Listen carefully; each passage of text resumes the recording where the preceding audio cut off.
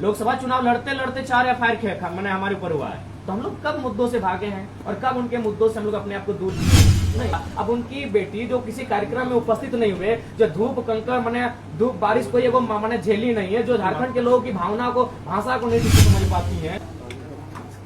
लोकतंत्र के चौथे स्तंभ तमाम मीडिया बंधुगण, मीडिया से जुड़े हुए बहनीगण, आप सभी का इस प्रेस कॉन्फ्रेंस हॉल में अभिनंदन है, आभार है। और आज के प्रेस कॉन्फ्रेंस के माध्यम से जैसा कि हमारे मित्र, हमारे साथी, हमारे पार्टी के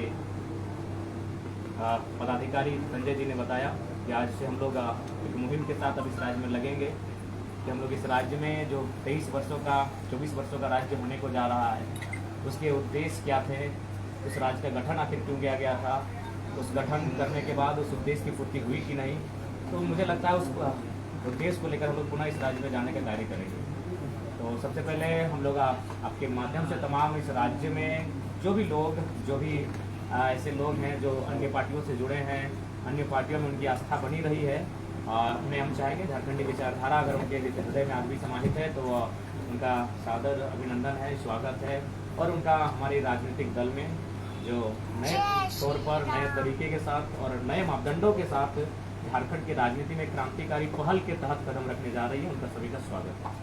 और साथ ही साथ क्योंकि झारखंड की राजनीति में काफ़ी उठापटक हो रही है, काफ़ी दांव पेच दिख रही है, इस बीच हम लोग राज्य की झंडी को डुबा रहे हैं। और सबसे पहले माननीय मुख्यमंत्री पुनः आए हैं तो उनको स्वागत करते हैं। हालांकि चंपई चाचा का इस हाल में नहीं छोड़ना चाहिए, फिर भी जो उनका हम स्वागत करते हैं और उन्हें आशा करते हैं कि आज विशेष सदन बुलाया गया था।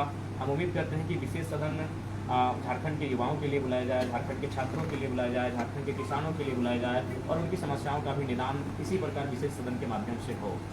और पुनः चूँकि जैसा कि हम लोग देख पा रहे हैं, आज भी केवल हमारे जो विधायकगण हैं उनकी सैलरी में इंक्रीमेंट हो रहा है, इंक्रीजमेंट हो रहा है, लेकिन हमारे जो आज सहायक पुलिसकर्मियों की बात करें तो वो धरने पर बैठे हैं। आज उनकी ओर से एक पोस्टर देखें, चढ़ा बहुत ही मार्मिक पोस्टर था कि हमें नक्सली बनने पर मजबूर ना किया जाए। तो ऐसे में हम अपेक्षा रखते हैं पुनः जो गठित हो रही है हमारी सरकार नए मंत्रियों के साथ एक फ्रेश होकर उनसे आशा करते हैं उनकी समस्या का निदान हो। हमारे पास अभी रास्ते में चलते चलते झारखंड स्टेट फार्मेसी काउंसिल के साथी मिले, उनका प्रतिनिधिमंडल मिला, उनकी भी जो मांगे हैं कि 23 वर्षों से एक छात्र जो व्यक्ति आज नहीं रहे, शायद 23 वर्षों से उनका कार्यकाल रहा, लेकिन वहाँ के झारखंडी लोगों को मौका नहीं मिला, जिस कारण काफ़ी समस्याएं हैं। तो इन समस्याओं का समाधान हो, निदान हो। और आज के प्रेस कॉन्फ्रेंस का जो महत्वपूर्ण उद्देश्य यही है कि हम लोग खुला आमंत्रण, खुला निमंत्रण उन सबों के लिए कि वे लोग हमारे साथ चलें जो झारखंडी भावनाओं के साथ हैं, जो झारखंडी राज्य को अलग गठन करने के समर्थक रहे हैं। हम लोग पुनः एक नए सिरे से इस नए राज्य को पुनर्स्थापित करते हुए एक नई विचारधारा के साथ इस राज्य के जो आवाम है 3.25 करोड़ 3.5 करोड़ उनके जो सपने हैं, उनके जो मांगे हैं आज भी 10 की 10 दिख रही हैं, तो उन्हें हम पूरी कैसे कर पाएँ, उसके लिए आप सभी का सहयोग की आवश्यकता है। अतः उनका हम लोग स्वागत करते हैं। और बाकी आपके सवाल। सिर्फ भाषा में बनी आपका आंदोलन, आप राजनीति पार्टी में जा रहे, तो आपके आगे का क्या ऐसा विचार है, क्या लोग आपके साथ जुड़े?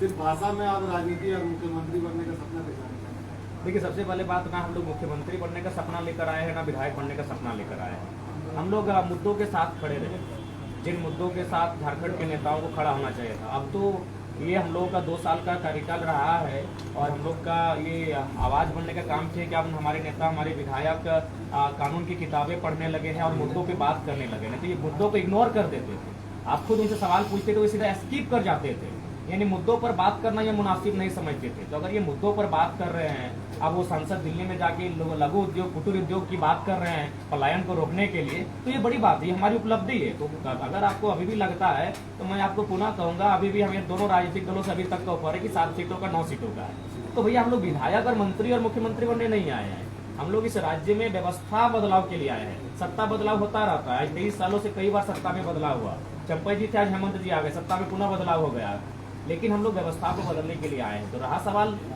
नियति जब भी मौका देती है तो डायरेक्ट आपको बड़े पटल पे नहीं देती है, एक छोटे स्तर से देती है। हम लोग भी धनबाद के एक छोटे से मतलब कार्यक्रम के माध्यम से यहाँ तक आए। 50 लोगों की भीड़ थी जब हम लोग पहली बार विरोध कार्यक्रम में उपस्थित हुए थे। तो नो डाउट हम लोग भले हम लोग का उदय किस रास्ते से हुआ मायने नहीं है, लेकिन अभी हम लोग जिस विचारों के साथ और जिन मुद्दों के साथ हम लोग आगे बढ़ रहे हैं, ये कहीं न कहीं झारखंड के हर घर के मुद्दे हैं। महत्वपूर्ण कौन से मुद्दे होंगे आगे आने वाले? देखिए, महत्वपूर्ण मुद्दे मैं बार बार कह रहा हूँ, महत्वपूर्ण मुद्दे बहुत सारे होंगे। महत्वपूर्ण मुद्दे एक नहीं है। और झारखंड विविधताओं का राज्य, आप स्पष्ट जानिए। आप किसी भी राज्य को अगर आप पढ़ने जाएंगे, उस राज्य को अगर अध्ययन करने जाएंगे, तो अनुसूची 9 का अगर अध्ययन करेंगे तो सभी राज्यों का अपना भूमि का जो कानून है एक ही है। लेकिन आप अगर झारखंड की बात करेंगे तो आपका संथाल में संथाल प्रगना टेनेंसी एक्ट मिलेगा, आपका छोटा नागपुर में छोटा नागपुर टेनेंसी एक्ट मिलेगा, और फिर कोल्हान में आपका विल्किंसन रूल मिलेगा। तो झारखंड विविधताओं का राज्य है, तो यहाँ मुद्दे भी विभिन्न है, विविधताओं में हमारे मुद्दे भी हैं। तो उन सारे मुद्दों को एक जगह इंक्लूड करते हुए, एक निचोड़ निकालते हुए, उन तमाम मुद्दों को हम लोग बिंदुवार करते हुए विधानसभा के चुनाव में हम लोग आएंगे। शहरी क्षेत्र के भी कई मुद्दे हैं। जी, मुद्दे हर जगह हैं, मुद्दे हर घर में हैं। शहर में भी उन सारे मुद्दों के साथ भी हम लोग खड़े पाएंगे अपने आप। लोकसभा चुनाव के परफॉर्मेंस को देख करके ऐसा प्रतीत होता है कि आने वाले विधानसभा चुनाव में आपकी उपस्थिति किसी दूसरे पार्टी को फायदा पहुंचा सकती है? नहीं, हम लोग तीसरे विकल्प के तौर पे आ रहे हैं। हम लोग किसी को फायदा पहुंचाने के लिए नहीं आए और किसी को नुकसान पहुंचाने के लिए नहीं आए।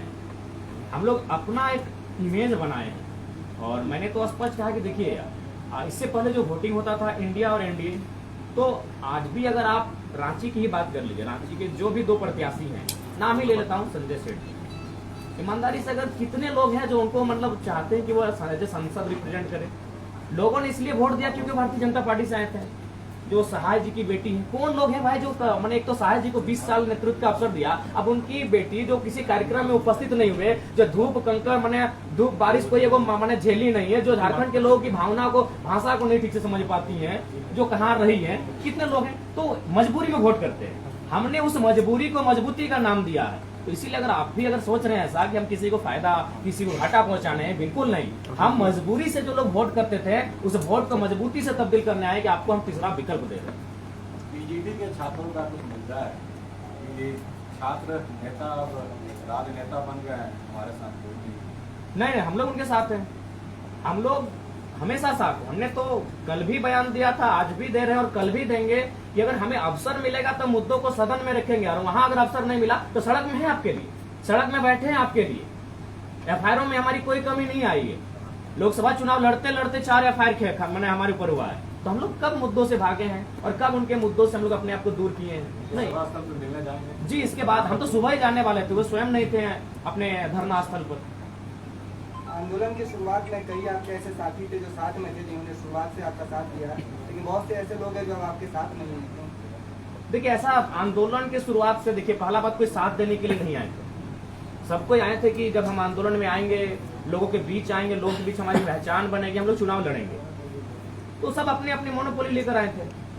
लेकिन हम तो एक छात्र थे, हम तो उस दिन जाना भी नहीं चाहते थे आंदोलन में, चले गए। नियति हमें लेकर जा रही थी। अब लोगों ने हमें पसंद किया, लोगों ने हमारे नेतृत्व को स्वीकार किया, तो उसमें हम क्या कर सकते हैं? हमने तो कभी नहीं कहा कि हमारे हाथों में नेतृत्व दीजिए। लोगों ने स्वीकार किया, लोगों ने विश्वास किया। और ये साथी पुराने नए क्या, अभी हो सके इसी सभागार में हमारे बहुत सारे साथी हैं जो 3 महीना बाद हमारे साथ नहीं दिखेंगे। जो साफ तो कहना है साफ कहेंगे। शुरू से ही आंदोलनों के पीछे आपकी राजनीतिक महत्वाकांक्षा कुछ नहीं, बिल्कुल नहीं। अगर आप हैं तो प्रमाणित कीजिए। हमने तो कभी राजनीतिक महत्वाकांक्षा नहीं। अच्छा, अगर है तो हम आपको, चलिए हम आपको 10 लाख रुपया देते हैं, आप एक नेता बना दीजिए। तो 10 लाख रुपया दे रहे, 1 करोड़ रुपया दे रहे हैं, किसी भीड़ सजाइए और किसी कॉलेज के पढ़ने वाले नेता को सीएम के रूप में फेस करवा दीजिए। सर, बोलना आसान है, नेता बन जाएगा रातों रात, इतना आसान चीज है? उसके लिए लड़ना पड़ता है, उसके लिए कलेजा चाहिए, जिगर चाहिए, बात करना होता है विजिल के खिलाफ, धरना देना पड़ता है, केस खाना पड़ता है। नेता ऐसे बनता है? 10 लाख नहीं, आपको नेता बना दीजिए। जयराम जी, आप 50-55 सीट पर आगामी विधानसभा चुनाव में लड़ने वाले हैं। ऐसे में अगर चुनाव में अगर किसी भी पार्टी को बहुमत नहीं आती है, तब जेबी केसेस किस और हो सकता है? देखिए, ये रायशुमारी दी जाएगी, क्योंकि आप पूरे 81 सीट पे तो लड़ नहीं रहे हैं। और किसने कहा 81 सीट पे हम नहीं लड़ रहे? पिछले प्रेस कॉन्फ्रेंस हमने क्या कहा था? पहला बात, आप लोग हर चीज को आप ले लेते हैं एकदम। हमने क्या था अनुमान, हमने क्या कहा था? हम लोग 8 लोकसभा लड़े हैं, 8 6 48 होता है, 17 में 5-5 सीटें, 46 तो लड़ेंगे ही लड़ेंगे। जहां लोकसभा लड़े हैं वहाँ विधानसभा लड़ेंगे ही लड़ेंगे। हम लोग जमशेदपुर नहीं लड़े थे, गोड्डा नहीं लड़े थे, पलामू में नहीं लड़े थे। हम आपको बता रहे थे कि अनुमान हम लोग 55 तक जा रहे हैं। अब हमने ये कहा था कि अनुमान तो अगर समय बीतता जाएगा, हम लोग आगे बढ़ते जाएंगे, 81 को टच करेंगे, उसमें क्या हर्ज है? जयराम जी, अगर आपको किंग मेकर बनने की का मौका मिलता है तो वैचारिक तौर पर आप किसके नजदीक होंगे, एनडीए या इंडिया?